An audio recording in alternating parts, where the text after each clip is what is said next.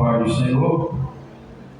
Meus irmãos, assim como os orientos do nosso pastor e deixarmos uma reflexão da parte do Senhor, quero agradecer a Deus por esta rica oportunidade de estar aqui, a confiança do nosso pastor, também agradecer pela transmissão, aqui na internet, nosso canal, nosso irmão Alex Serafim, você que está nos acompanhando neste momento, ao vivo, Deus abençoe você, sua casa, sua família.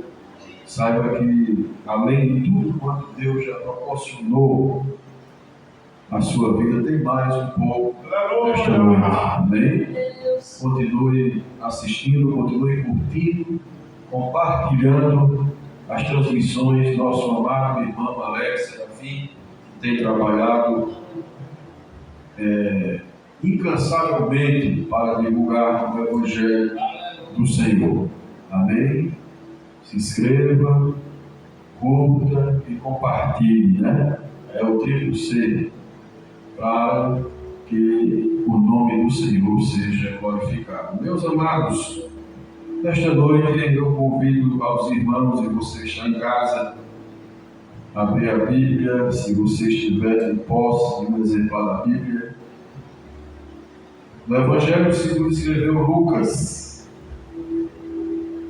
capítulo de número 15, e os versículos 1 por diante, que fala-nos a respeito das parábolas dos perdidos e dos achados, como assim muitos estudiosos, pregadores, expositores da Bíblia assim o fazem.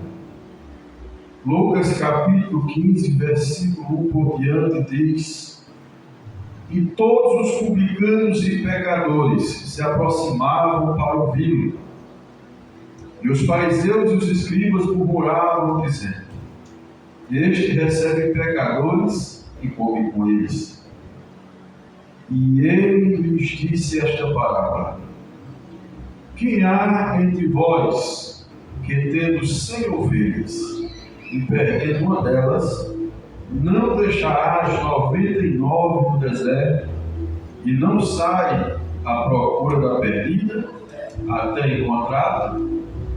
E encontrando-a, põe sobre os seus ombros, alegre. E quando chega na sua casa, convoca seus amigos e vizinhos, dizendo: Alegrai-vos comigo, porque achei a minha ovelha perdida.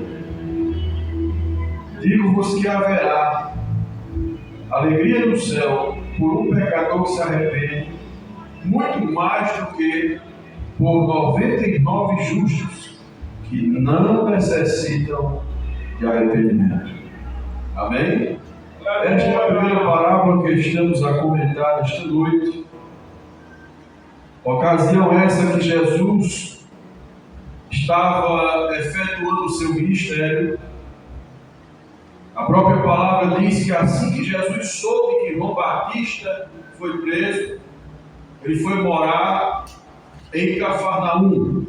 Ele sai de Nazaré e foi morar em Cafarnaum.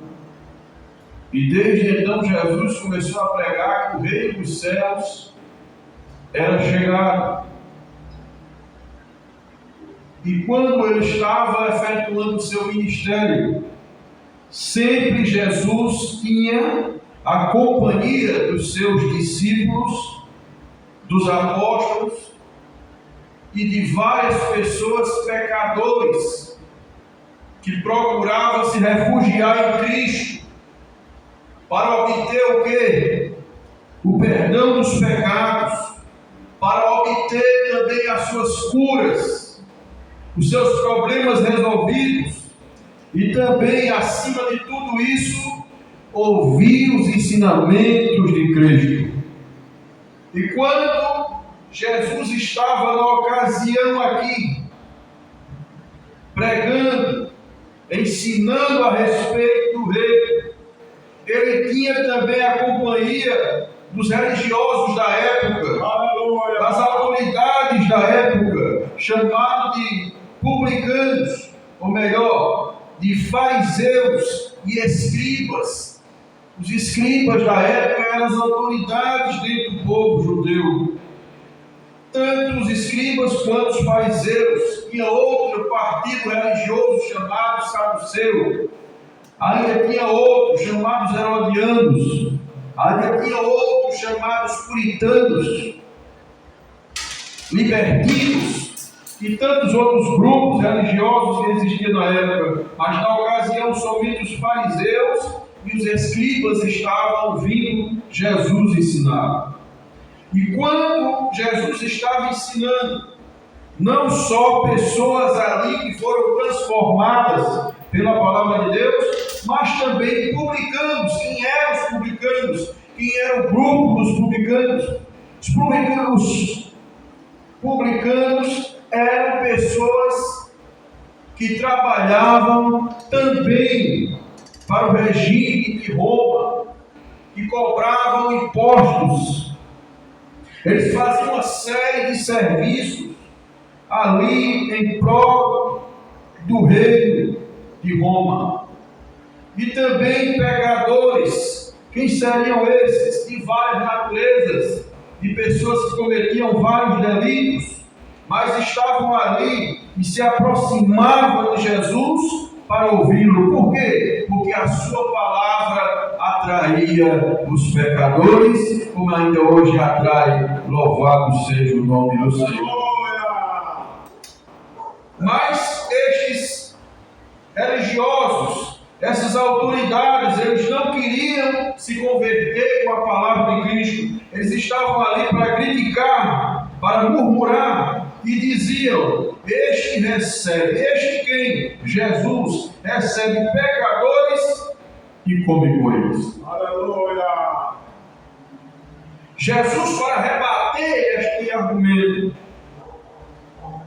Lucas, que é o evangelista que escreveu este evangelho, narra o seguinte: Jesus, ele não foi mal educado, ele não respondeu de forma grosseira, mas ele usou uma tática didática, podemos dizer assim, ele usou uma didática para ensinar aquelas pessoas que estavam criticando. Versículo 4 do capítulo 15 diz: quem há dentre vós que tendo 100 ovelhas e perdendo uma delas, não deixa as 99 no deserto e não sai à procura da perdida até encontrá-la? Então Jesus confrontou os escribas e fariseus com o costume da época, o costume judeu, um costume de honraria, um costume, meus irmãos, que envolvia o personagem na pessoa do pastor, o pastor de ovelhas. No Antigo Testamento, meus irmãos, era um trabalho digno, mas era um trabalho muito desvalorizado. Eram as pessoas que eram o empregado mais simples que tinha ali, que o seu senhor poderia ter. Aí colocava ele para ser pastor nos campos com as ovelhas. E é de fato que a história diz, os historiadores dizem que os seus senhores, os senhores dos pastores, achavam melhor perder o pastor do que uma ovelha.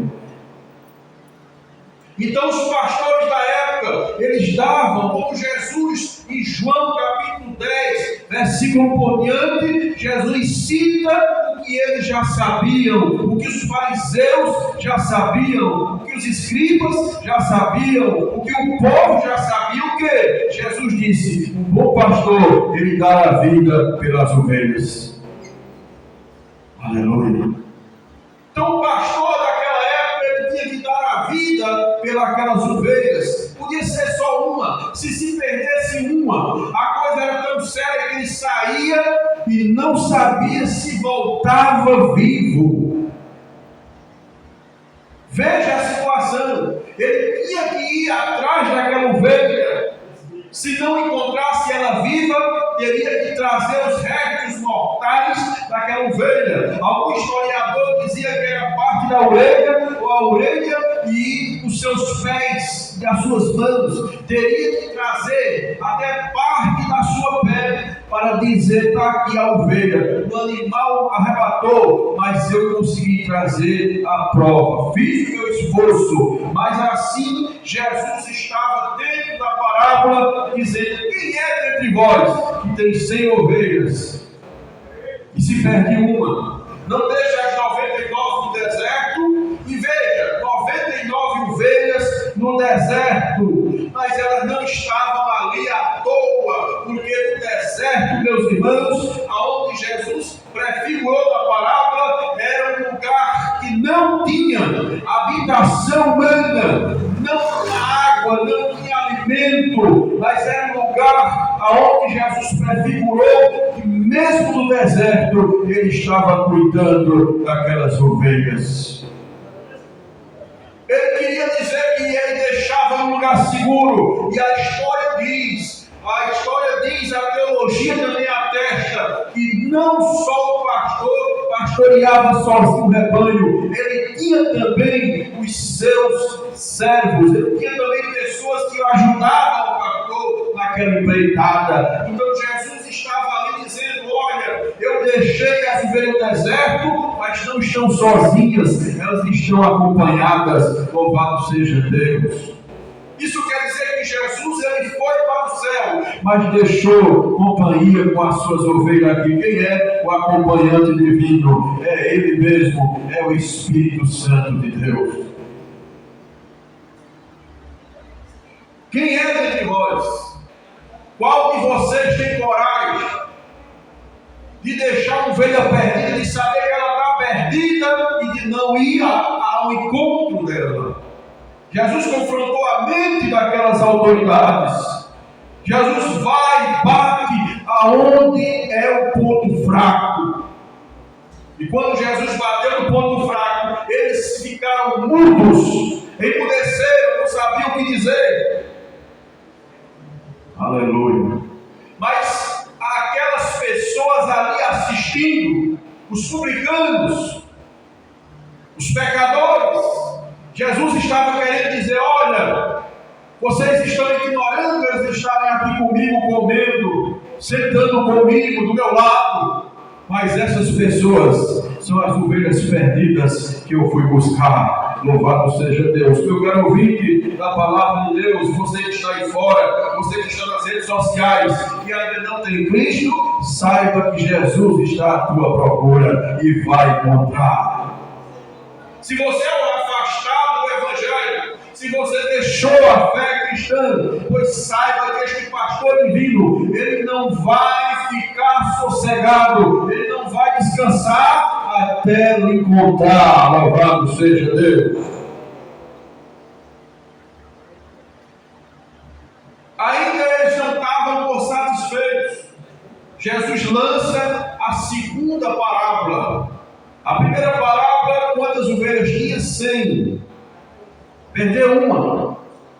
Então Jesus disse: vocês perderam 1%.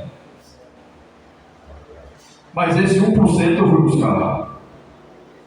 Na parábola das 10 dracmas, Jesus continua destas parábolas que chamamos de perdidos mas achados. Por qual mulher, tendo 10 dracmas, se perder uma dracma, não acende a lâmpada e varre a casa e busca com diligência até achá-la, e quando a encontra, reúne suas amigas e vizinhas, dizendo-lhes: alegrai-vos comigo, porque já achei a dracma perdida. Assim vos digo que há regozijo na presença de Deus por um pecador que se arrepende. Jesus novamente lança outro costume judeu, que não era lícito deixar a coisa por perdida.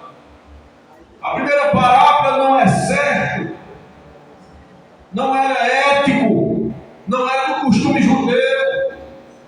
Era um escândalo deixar ovelhas se perder. Outro escândalo, outra coisa imoral na época, era deixar uma dracma perdida.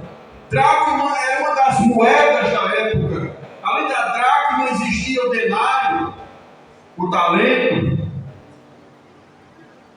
e tantas outras moedas que não vamos citar aqui, não vamos entrar no mérito.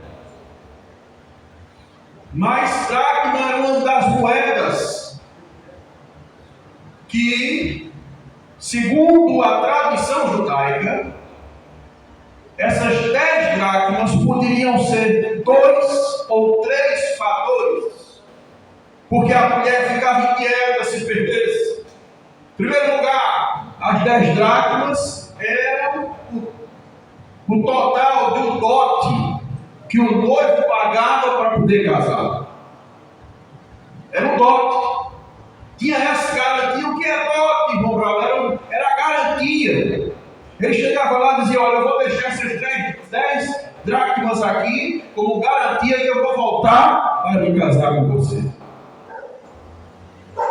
Significava muito aquelas 10 dracmas para uma mulher da época. Outra narrativa é que aquelas 10 dracmas que ela recebia de presente, ela fazia uma coroa no dia do seu matrimônio, ou um colar. E significava muito porque tinha um valor simbólico. Era uma lembrança do seu matrimônio, das suas núpcias. Então ela não podia perder. Era um escândalo na época perder uma dracma.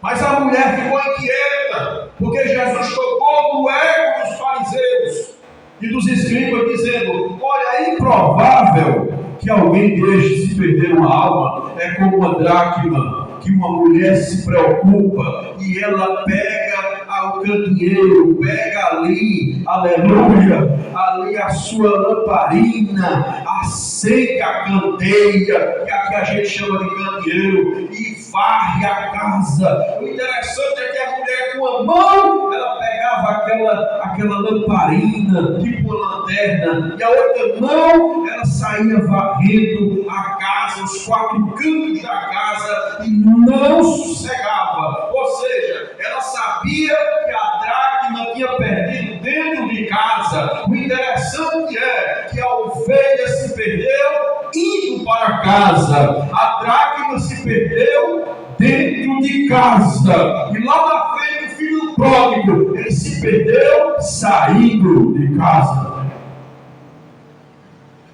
Aleluia. Tem ovelhas que se perdem indo para casa.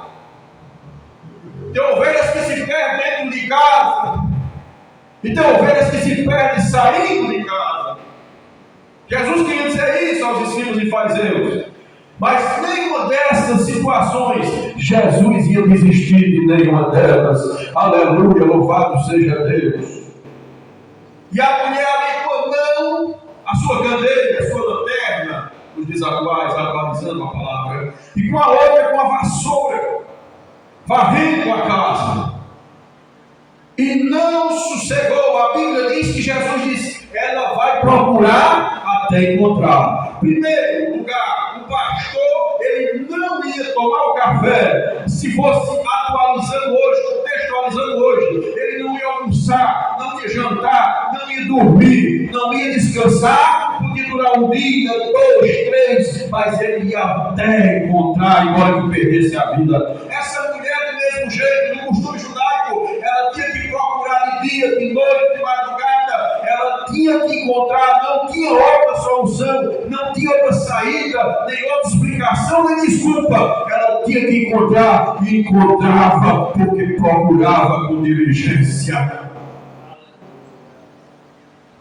Até encontrar. Se a ovelha foi encontrada, a dracma também foi. E a Bíblia diz que a mulher chega e diz: alegrai-vos comigo. O pastor chamou os amigos, a mulher chamou as amigas e deu um culto de ação de graça. E aleluia, por ter encontrado o que se perdeu. Jesus, ele vai encontrar você. Louvado seja Deus. Glória a Jesus. Esta mulher, ao contrário do pastor, o pastor perdeu 1%, 100 tirando 1%. Essa mulher tinha 10 dracmas, perdeu uma, perdeu 10%, 90% ficou para ela. Mas ela não sossegou, ela foi atrás dos 10%. Mas na parábola seguinte, assim, para nós concluir. Lucas capítulo 15, versículo 11, Jesus acrescenta dizendo: e disse ainda, certo homem tinha 2 filhos, e o mais jovem dele disse: pai, dá-me parte dos bens que me pertence, e ele repartiu entre eles a propriedade. E não muitos dias depois, o filho mais jovem, transformando tudo, partiu para uma região longínqua e ali desperdiçou a sua herança, vivendo dissolutamente.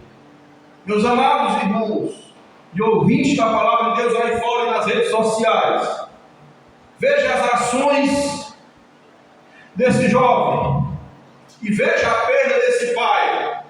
Vou repetir: se o pastor perdeu 1%, a mulher perdeu 10%, este homem estava perdendo 50%, porque tinha 2, perde 1, fica com a metade. E o mais novo, que se perdeu saindo de casa, ele disse: pai, dá-me a minha herança que me pertence. E o pai, sem hesitar, não querendo que o filho fosse, coração partido, mas o pai não podia impedir o filho, que já era de maior, já sabia o que queria, já tinha opinião própria. E a Bíblia diz que não é por força nem por violência, mas é pelo meu Espírito, diz o Senhor. Ele não ia forçar aquele jovem a amar seu pai, amar sua casa, amar os seus bens, o conforto da família. Mas o jovem queria conhecer o mundo. Quantas pessoas não estão na igreja e querem conhecer o mundo? Estão insatisfeitas. Querem conhecer o mundo, pensando que os prazeres do mundo são melhores do que ele está na igreja, na casa do Pai. E o Pai repartiu, versículo 12.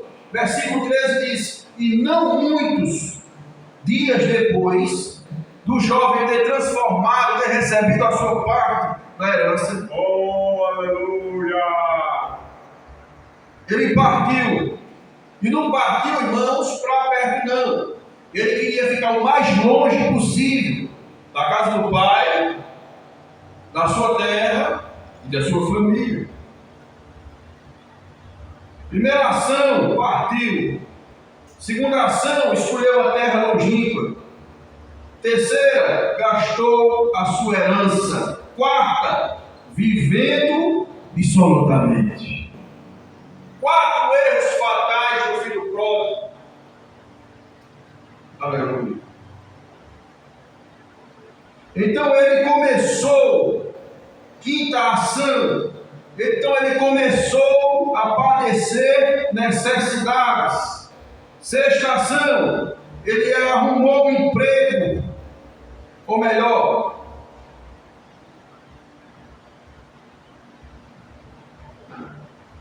ele arrumou um emprego com um dos cidadãos ali, é isso, o qual lhe enviou apacentar os porcos. Sétima ação, e desejava fartar-se com as alfarrobas que os porcos comiam, mas ninguém lhe dava nada. Versículos 16. Veja as ações erradas. 7 ações de alguém que se perde saindo de casa. Foi o filho pródigo. E todas essas provações, tudo quanto ele passou por ter saído da casa do pai, somente ele perdendo tudo, porque muitas vezes, meus irmãos, Jesus queria dizer aos escribas e fariseus: vocês só dão valor a algo quando perdem.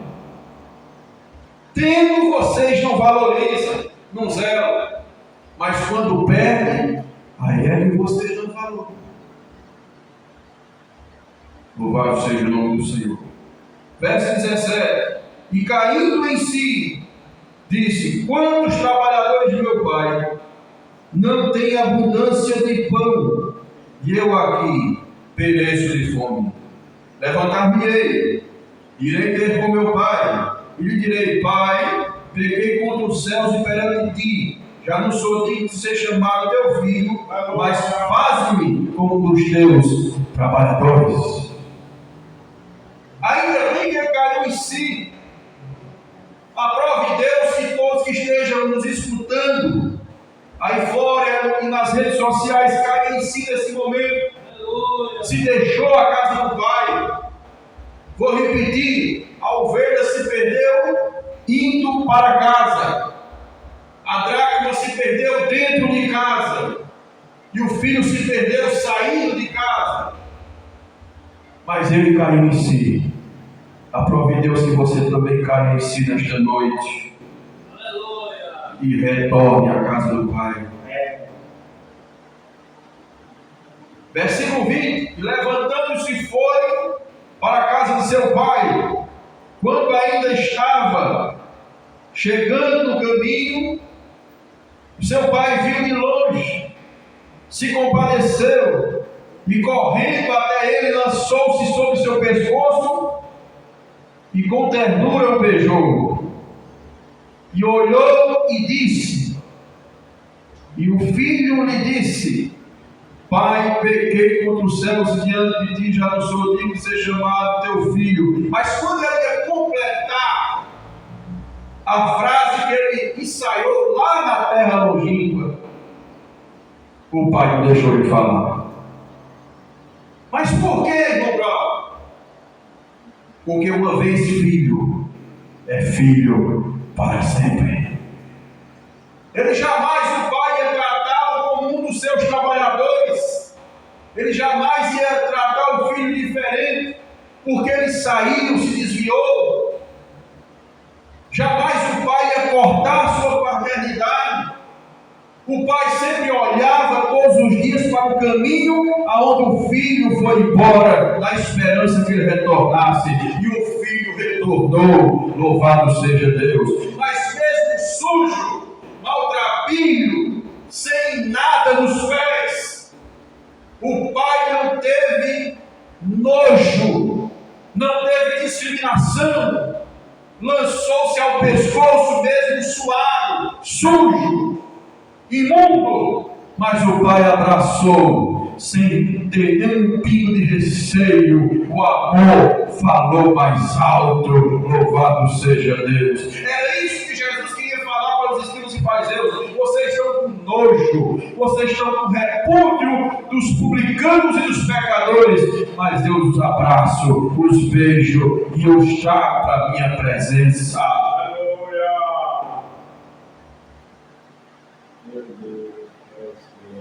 E o pai interrompeu a frase do filho e disse a seus servos, porque o pai correu.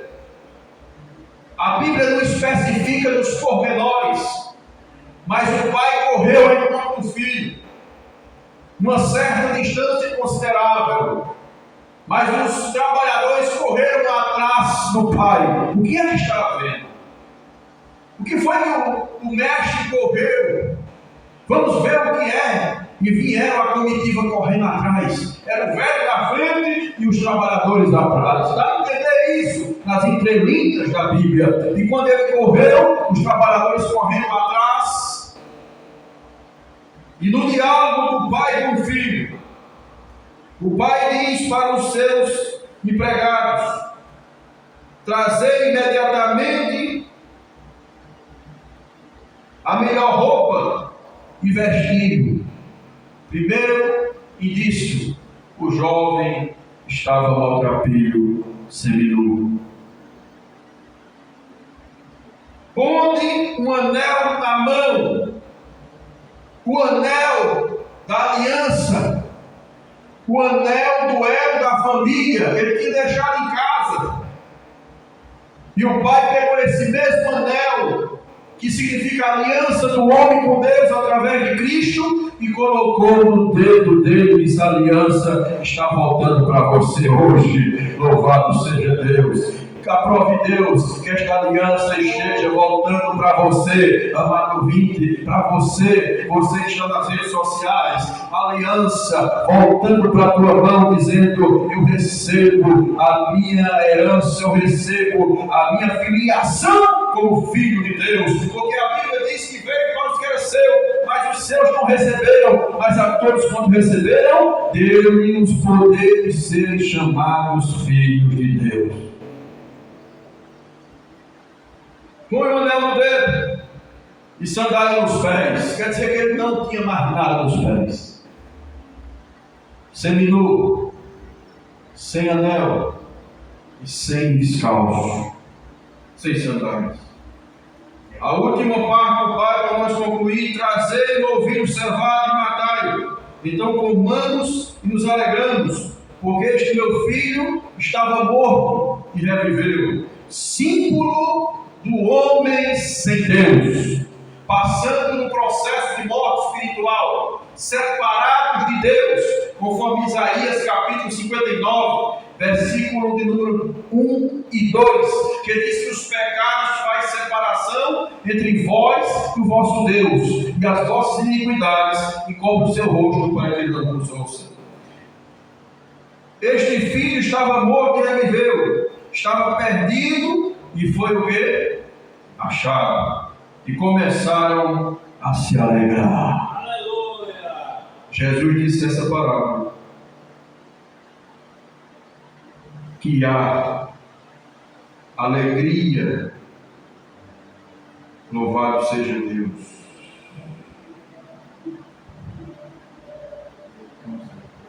Aleluia! Aleluia! Lucas capítulo 15, versículo 7. E digo-vos que assim haverá alegria do céu por um pecador que se arrepende, mais do que 99 justos que não necessitam de arrependimento. Há alegria do céu quando um pecador se arrepende. Há uma festa do céu diante de Deus e dos anjos quando um pecador se arrepende. Imagine uma festa grande aqui na terra, se é bonito, se chama a atenção, se transmite alegria e regozijo. Imagine lá no céu como não será quando você voltar para a casa do Pai, quando você aceitar esse Pai glorioso. Que Deus abençoe. Agradeço essa rica oportunidade em nome de Jesus. Que Deus continue nos ajudando, nos abençoando. Amém? Que Deus abençoe e fiquem todos com Deus.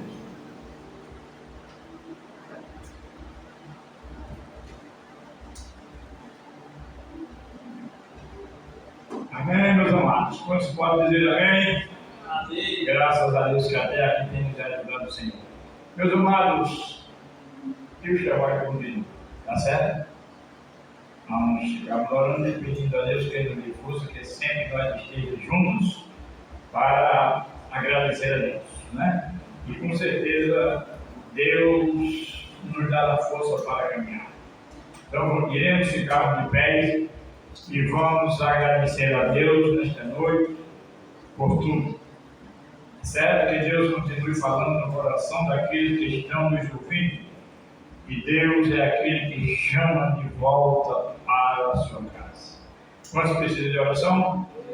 Eu e a minha casa oramos ao Senhor Deus, Pai, agradecido por mais um trabalho realizado nesta noite.